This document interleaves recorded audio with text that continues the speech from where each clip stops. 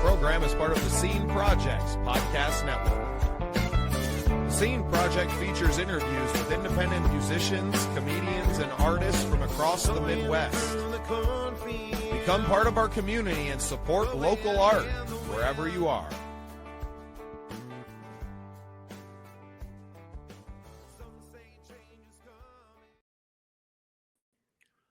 Welcome into a very exciting episode of The Scene. I'm your host, Bubba Startz, and with me today is my friend and award-winning podcaster, Tom Fox. Tom, nice to turn the tables on you. Welcome to my show.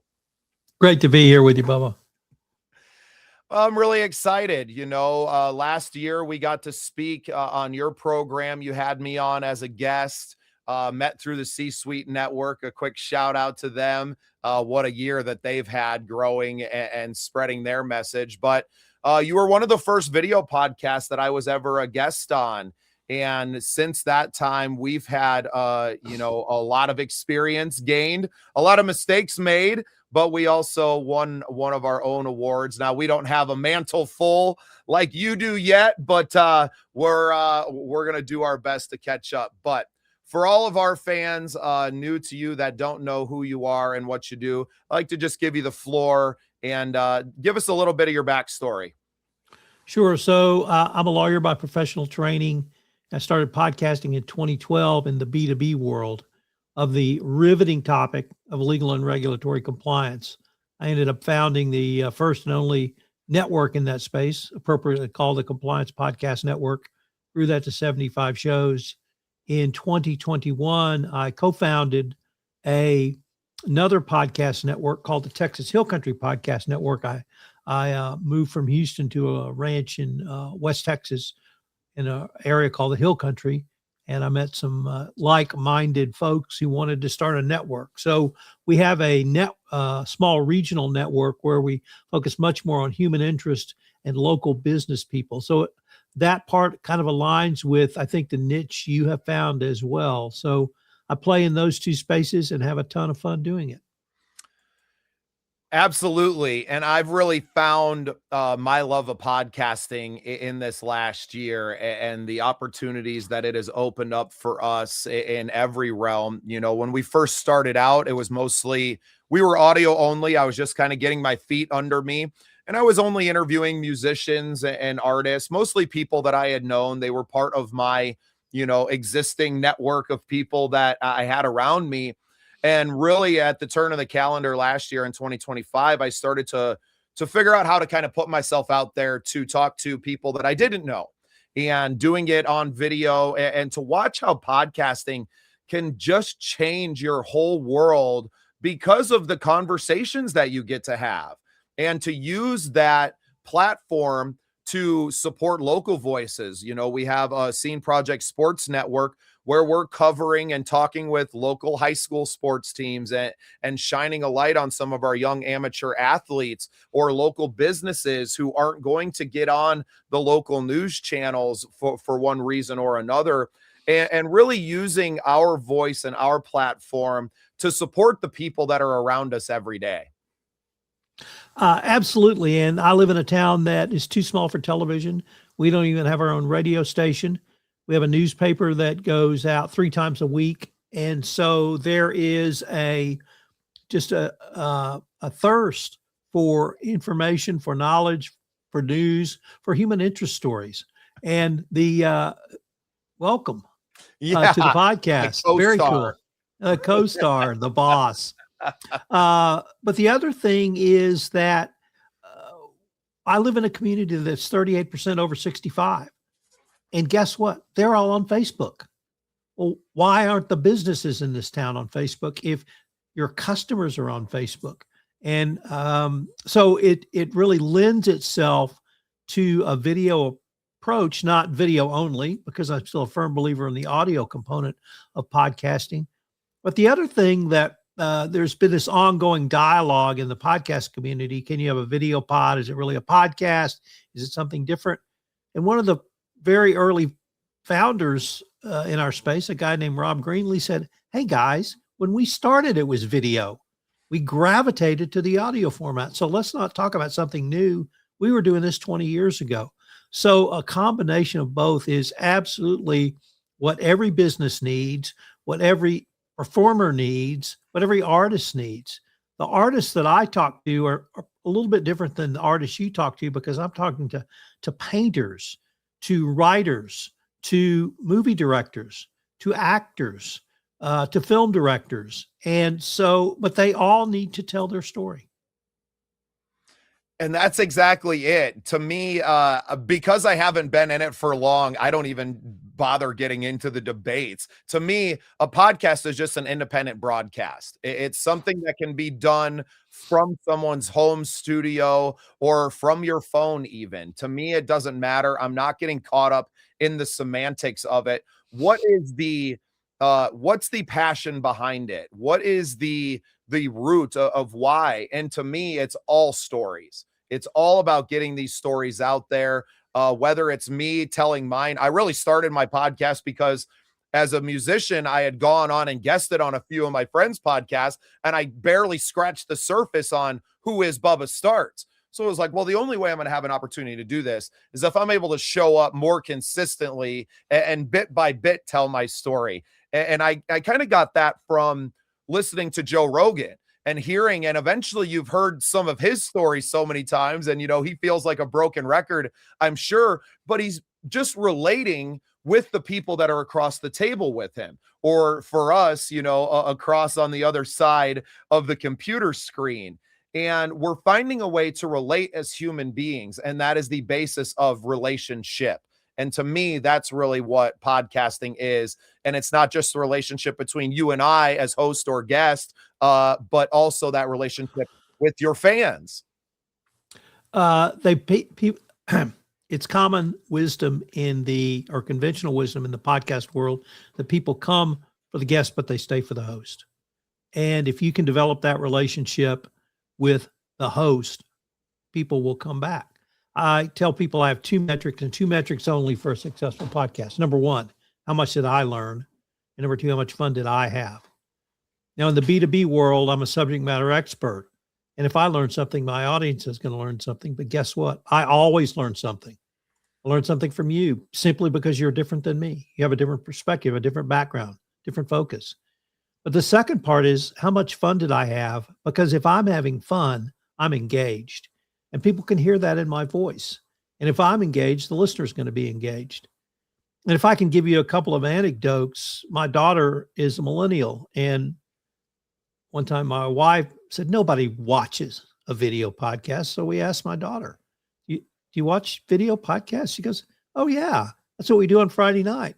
We get the girls come over and we have some wine and we watch video podcasts. Well, here's what it reminded me of, Bubba. When I was in college, Saturday Night Live came out, and we would literally go to bars that had big screens to watch and listen to Saturday Night Live. Now, I recognize that's a professional comedy troupe on network TV, but it's still an audio video format, which is what you're doing in 2026. So I think there's a pretty good track record of people watching audio and watching music and watching people talk about themselves, whether it's a comedy, whether it's a serious, whether it's an entertainment, or whether it's just human interest. Yeah, I mean, that's pretty much all that I watch, our podcast. And what is it besides a talk show? And what is most of TV filled with but talking heads, discussing topics or whatever it might be? Shows like The View and all of a podcast is no different than that. And that's why I don't try to get caught up in the semantics of it. Your show can be whatever you want it to be. And for me, I like conversations. I like having hosted. Some people, a Bill Burr can carry his show all by himself and monologue till the end of time and fill up an entire hour. That's not necessarily how I like to do it, but I also have varied interests, right? Like I don't have just this one show at this point. We have 13 shows on our networks. I have 4 different networks that we do because of the varied interests. A lot of the stuff that I was doing, maybe in a news or politics world, didn't necessarily fit into this entertainers world. So I created the Patriot Broadcasting Project, the mental health stuff that we were doing in those longer conversations that lend themselves to didn't necessarily fit onto a channel that was mostly 20 to 30 minute get to know you type episodes like these are. So I created the Get Better Together project. I am a huge sports fan, and as you alluded to, I had to do a little set change from last night's show, but we have the Scene Project Sports Network. So without knowing it, I had built what business people would call a house of brands. And now I'm able to fit any number of projects underneath the Scene Projects umbrella. And to, I'll create a new show tomorrow, Tom. What is it to me to develop it and to keep pushing it, especially in this media landscape that's changing? I think occupying the space before you get it perfect is almost more important. Go claim your space like the old days of, homesteaders. Go make your claim and then figure out what you're going to build on it later. But if you have that idea, that inception is the beginning. You can use AI and Chat GPT or anything to help you build that idea out. And then it's just a matter of showing up on camera and doing it. Let me say something about something you said early on in this podcast, Bubba.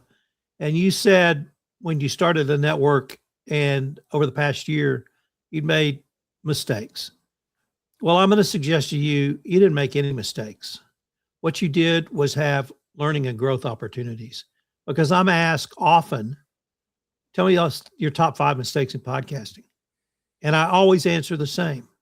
I've never made any mistakes except one, which every podcaster makes, but you only make it once, because every other thing I've done, bad audio, bad interview, bad something, it's a learning opportunity. And I know not to do it again. Now, that mistake, forget to hit the record button. Everybody does it once, and you never make it again. One time I flew to Boston to interview a Harvard professor, and he gave me 3 hours. And at the end, I looked down and I said, why is the red button not on? Well, I learned a very big lesson. Always make sure the red light is on. So other than that, it's all learning. Whatever you've learned, whatever you garnered, whatever thing you thought was a misstep, it was an opportunity for you to say, okay, I made that error. I made that decision. I made that choice. How did that negatively impact, and how can I fix it? And I continue to grow because I take all of that information as, let's do it different next time. No, and I appreciate that, because we did a lot of learning. I don't come from a broadcasting background. We just started this in, March, April of 2024. One of my 3rd or 4th interviews was with Bill Payne, who's the co-founder of Little Feat, the rock band from the 60s. And I just how did I end up here? Right? How did this happen? And getting on the conversation with him was so great. And we were audio only. I just had him on a phone call and was able to record the conversation. But even he was, you're one of us, right? You're a musician yourself, this game, and never made me feel like I was out of place. And that was such a huge confidence builder for me so early in our careers. We went on to, we've interviewed Grammy nominees, Rock and Roll Hall of Famers, the drummer from Judas Priest. I got him on a nice 30-minute conversation that I got to have as well. And just, I've never felt out of touch with my guest. I've always been able to find that common ground with someone, no matter what level of their career or status they may have. And I've definitely forgot to hit that record button one time. There you go. That was all. And I've had the batteries die on the cameras one time. And you learn, at least at that point, I had already been smart enough to have a backup audio version just running, and was able to make the video podcast work, inserting some photo clips and some B-roll from some of our other coverage. But exactly, I wouldn't have known that without having made, having those opportunities earlier to know better. And I learned to bring extra batteries and extra sound cards. It's amazing. How fun. Well, I know you mentioned off camera, you've been working on a book since we last spoke. Tell me more about that. So I live near a town called Kerrville, Texas, and we had a devastating flood on July 4th of last year. 119 people died, 27 girls at a summer camp. There were 2 RV parks that were literally wiped out, one with 100% loss, where generations in one RV, grandparents, parents, children, were literally washed into the river. It was a devastating flood. And so I'm writing a book on that experience. I've interviewed several people around the summer camp. I've interviewed people around the RV park. I've interviewed multiple survivors. But it's really, Bubba, a story of resilience and how people have worked through that event. I took, you will appreciate that I took one chapter that is the artist response. And that's painting artists, that's musical artists, that's a symphony conductor artist, that's a Western Museum director artist. And there was a girl from the summer camp, a teenage girl, who rewrote the song Hallelujah to honor those at her summer camp. It was a camp named Camp Mystic who died. And you'll appreciate this. She sang that at the opening football game of the Kerrville high school team. And I assume high school football is going to be as big in South Dakota as it is in Texas.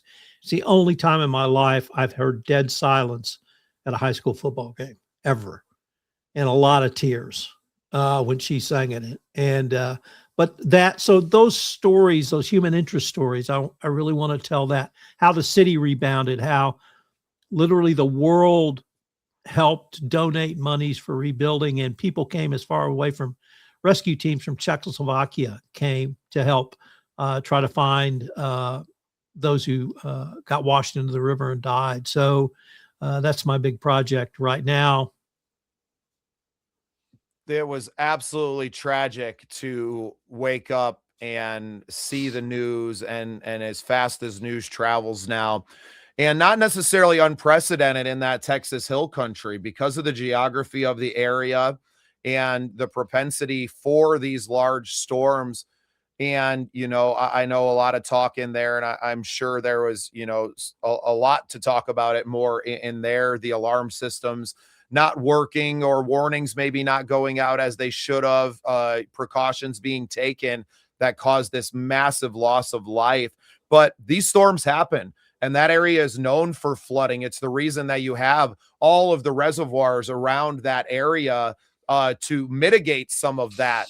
But when you have, I don't even 19 inches of rain or something in a few hours, maybe, we can't fathom that amount of that torrential downpour and what that means downstream when the land just doesn't absorb it. Right. In the hill country, it just runs straight off. It's the reason that you have these ravines and the way that the country is shaped because of that.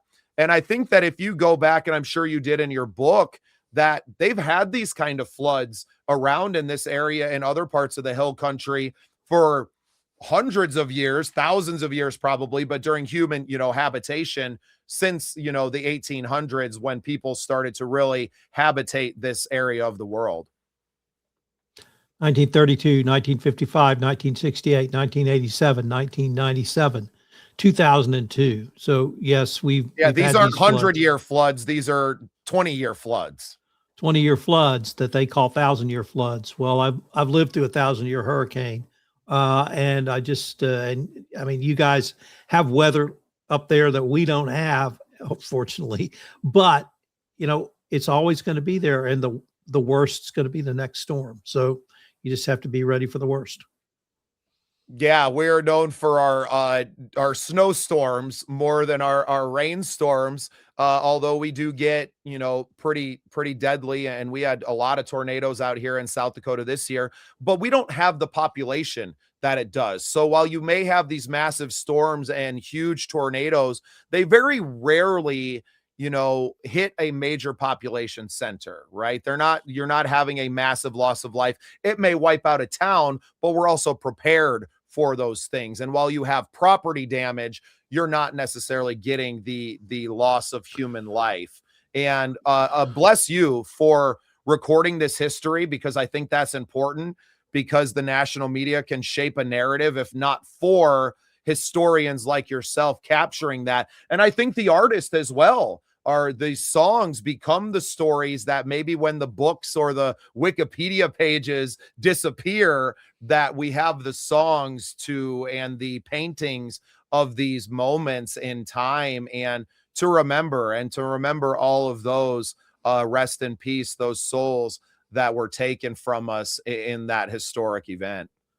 Well, and it really speaks to the role of art in so many different things, whatever that your art might be, but the role of art to excite us, to move us, to help us, get through grief, to help us understand, to help us move together as a community. And certainly the musician community was a large part of that as well. So kudos to you and your colleagues. Well, and Kerrville has a big folk festival there too, don't they? I have a good friend who's always talking about that little town in Texas. Well, you need to come down and if not play, sit in, because it's a 54th year this year. It's I'm very involved in it, and it's just singer songwriters. Now they occasionally play some rock and roll, nothing wrong with that. But it's literally singer songwriters, and from all over the country, and the top folk artists. Very laid back, very mellow. They've got a great art scene. It's over 3 weekends, so 21 days. A lot of people come and camp out for the event, and some people stay. I have one friend who's been doing it for 30 years. She spends the entire time there and just loves it. But it's a great scene. It's great music. It's great for the musicians to showcase their talents. They have a new songwriters contest that I think is very well thought of to help take people to the next level. And it is really one of the top folk festivals in America.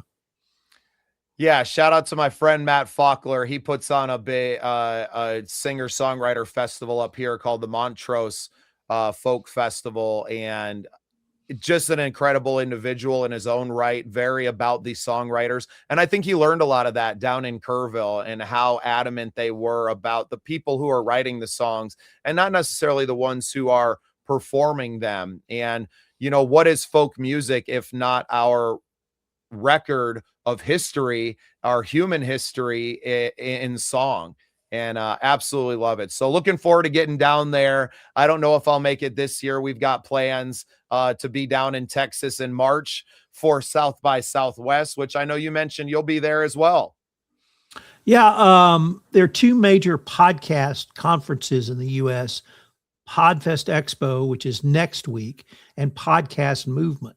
Well, Podcast Movement has new ownership this year. It's run by a guy named Brian Barletta, and they are going to be running the podcast track at South by Southwest.